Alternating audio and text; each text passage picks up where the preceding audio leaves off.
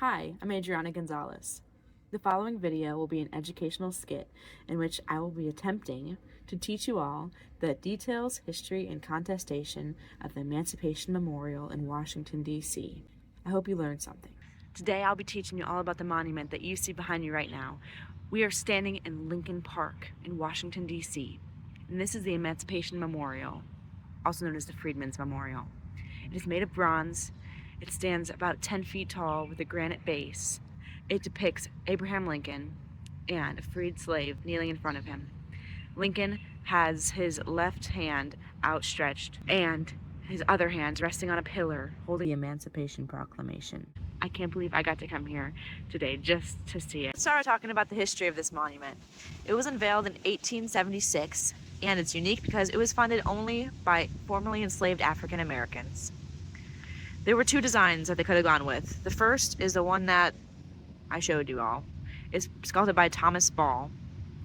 The other was sculpted by a woman named Harriet Hosmer, and it was just too expensive. It was $250,000 to make, but it was really beautiful, and it definitely showed a fuller picture of Black history, which I think this monument, the Emancipation Memorial, could have done a lot better. Harriet Hosmer's memorial was meant to show a cycle of Black history in America, starting with kidnapping, then enslavement, then self-emancipation, and finally military service. Here's a quote that I took from Ryan McGow's writing. I wrote it on a napkin, so bear with me. Narrow conceptions of who is worthy of remembrance can be countered, and space can be opened to explore contested memorials, especially when the contested memory is about groups marginalized, reviled, erased, and denied full humanity.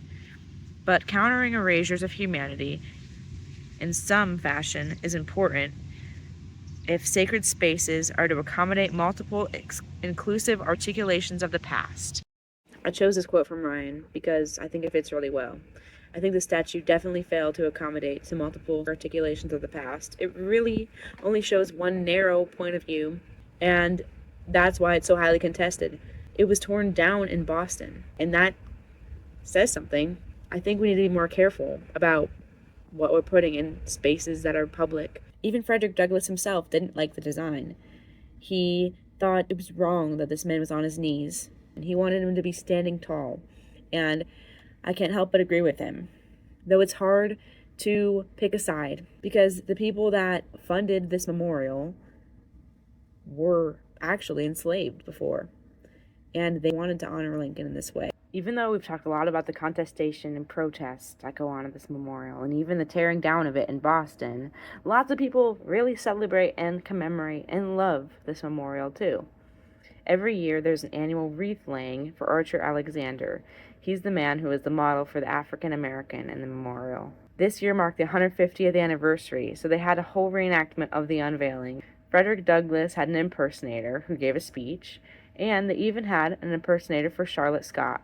She's the first person who donated for the memorial right after Lincoln was assassinated. It's kind of crazy to me that people can have such different views of the same exact thing. It really shows how much our public culture and our personal memories all shape this. The next part of the video is me interviewing some of my co-workers from Cracker Barrel, which unfortunately doesn't give me a very diverse sample to work with, but I thought it was still interesting to get an outsider's point of view on the monument. I'm going to show you all a monument. Tell me if you've ever seen it before and how it makes you feel, and what do you think it means? I've never seen that before. Is this the first time you've ever seen this monument before? Yes.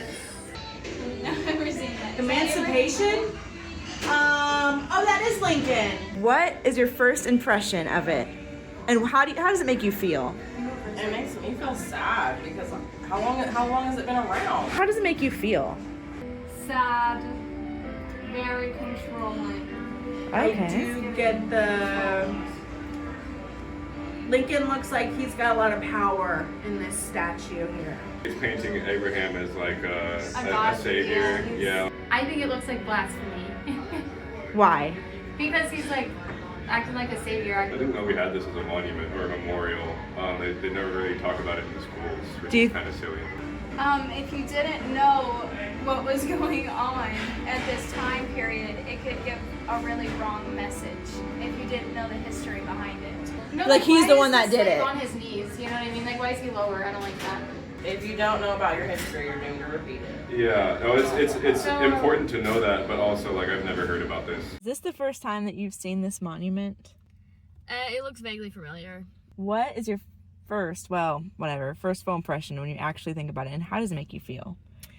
It makes me feel like, I don't know, very happy and like, I don't know, not like reminiscent, but just kind of proud.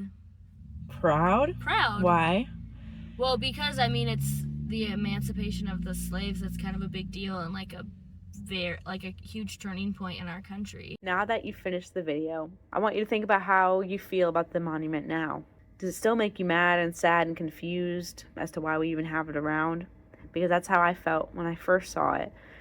But now that I've learned the history behind it, I feel better about it.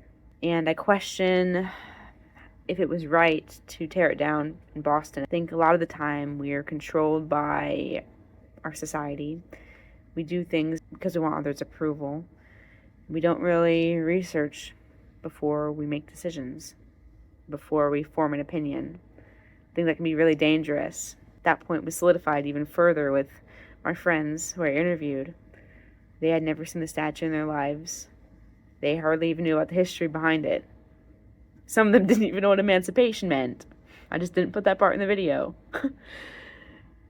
Yet they were still angry, and they were still like, why is this a thing? I think it really shows a lot about the world we live in today.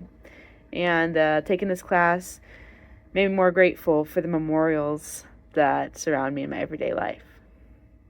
Thanks for watching.